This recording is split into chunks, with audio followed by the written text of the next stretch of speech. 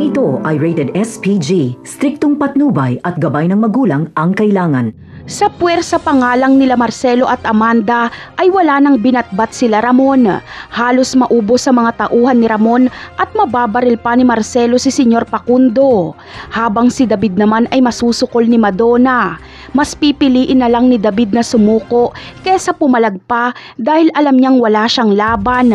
At sigurado din namang pakakawalan din siya ni Senyor Facundo dahil asawa niya si Catherine. Kung hindi pa magkikita si Olga at Marcelo ay hindi matatapos ang bakbakan. Hindi magagawang putukan ni Marcelo at Olga ang isa't isa dahil nagmamahalan sila noon. Bagamat akala ni Marcelo na si Olga mismo ang may gustong patayin siya dahil si Olga ang bumaril sa kanya noon, pero ang totoo ay utang ni Marcelo ang buhay niya kay Olga. Sa dami ng tama ni Marcelo ay nabuhay pa siya dahil sinadya talaga ni Olga na puro daplis lang ang tama ni Marcelo para makasurvive ito. Dahil kung tumanggi si Olga na barilin si Marcelo noon ay si Don Julio ang babaril kay Marcelo at siguradong patay si Marcelo. Kaya utang ni Marcelo ang buhay niya kay Olga.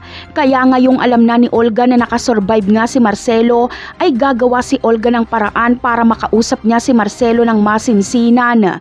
Magkakaroon si Olga ng kakampi. Aaminin ni Olga kay Marcelo ang tungkol sa anak nilang si Samantha at nang sa ganon ay makatulong sa kanya si Marcelo sa paghahanap ng hustisya. Si Tanggol ang sisisihin ni Olga pero hindi sang-ayon dito si Marcelo dahil nasaksihan niya kung paanong sinagip ni Tanggol ang buhay ni Bubbles noong muntikan ng maghahasa ni Bong si Bubbles sa kulungan.